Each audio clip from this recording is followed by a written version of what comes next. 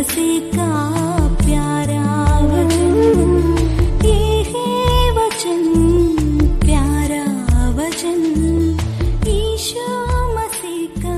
परमेश्वर के धन्य नाम की महिमा हो। प्रभात मनन के 17,578 में आप सभी का बहुत ही विनम्रता के साथ, प्रेम के साथ स्वागत करता हूं। आइए आज के मनन के लिए एक और बार हम तीमुथियुस को भेजी गई दूसरी पत्री अध्याय 4 पद 2 पढ़ते हैं कि तू वचन का प्रचार कर, समय और असमय तैयार रह, सब प्रकार की सहनशीलता और शिक्षा के साथ उलाहना दे और डांट और समझा। कल हम वचन की सेवा में उलाहना, डांट एवं समझाने का महत्व के बारे में मनन किए थे। परंतु इस प्रकार वचन की सेवा करते समय अनिवार्य रूप में होने की एक अन्य गुण के बारे में भी हम पद में देखते हैं, वो है सहनशीलता अथवा पेशेंस।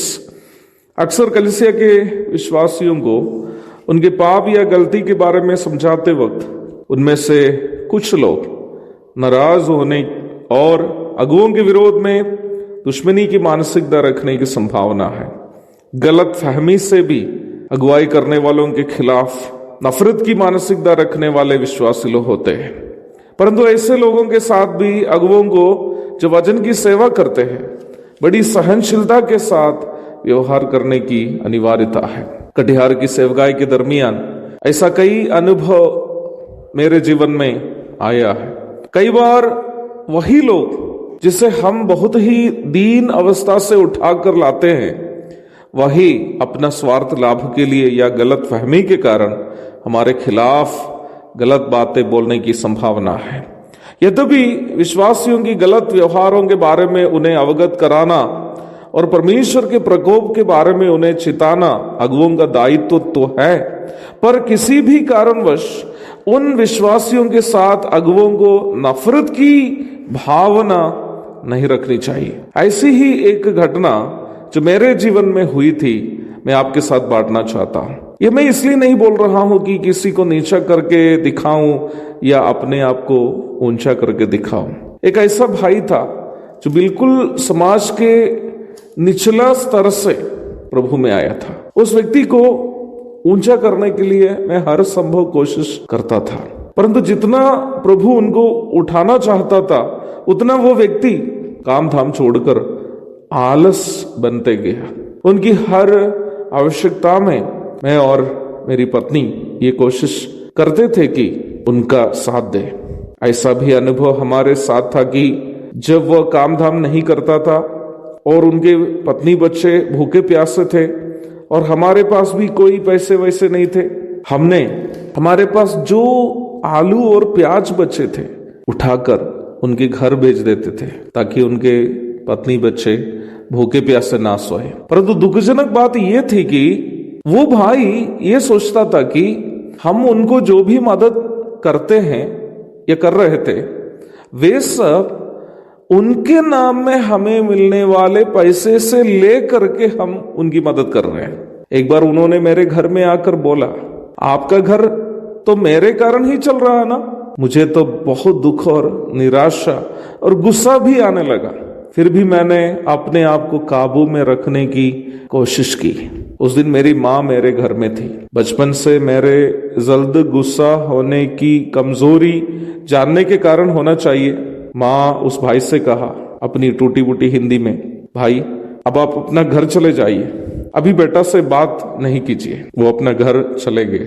फिर काफी दिन तक वो कलीसिया में आना छोड़ दिया, परंतु उनकी पत्नी और बच्चे कलीसिया में आते रहे। एक दिन उनकी पत्नी मेरे पास रोती हुई आई, बोली, ब्रदर जल्दी घर आइएगा, बच्चों के पापा बीमार है, काफी सीरियस है।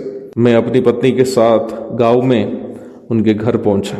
उनका छोटा सा घर के गोबर लगाए गए जमीन पर एक चटाई पर उस भाई को लटाया गया था। खड़ा होना छोड़ो, बात करने की भी ताकत उनमें नहीं थी, बिल्कुल लेटा हुआ था। मुझे देखकर उनकी आंखों से आंसू बहने लगी। मुझे भी बहुत दुख आने लगा। मैंने उनके पास खड़े होकर के उनके लिए प्रार्थना की, प्रभु उन पर दया की। वो भाई स्वस्थ हो गया। कुछ दिन के अंदर साधारण जीवन में वापस आकर काम धाम करते हुए जीवन बिताना शुरू किया। अगुओं को विश्वासियों के पापमय जीवन को देखकर उन भाई बहनों का जो पाप में है सुधारने की इच्छा से डांट फटकार आदि लगाने के साथ साथ बड़ी सहनशीलता के साथ ऐसे भाई बहनों का जो अगुओं के विरोध में भी पाप किए पश्चाताप को लक्ष्य रखते हुए, उन भाई बहनों का पश्चाताप को लक्ष्य रखते हुए उनके साथ व्यवहार करना चाहिए। किसी भी कारणवश अगुओं को विश्वासियों के साथ एक नफरत की मानसिकता नहीं रखनी चाहिए, चाहे वे लोग विश्वासी लोग अगुओं के खिलाफ पाप भी करें। बाइबल की शिक्षा यही है।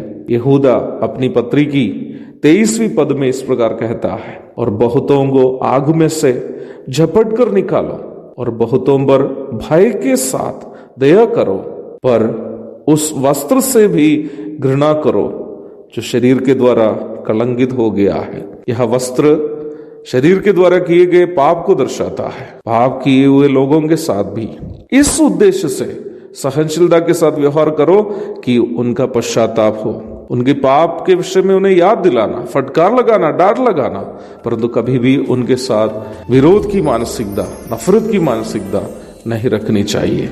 एक और शुभ दिन की धन्य कामनाओं के साथ आज का मनन मैं यहाँ समाप्त करता हूँ। प्रभु आप सबको आशीष दे। आमीन।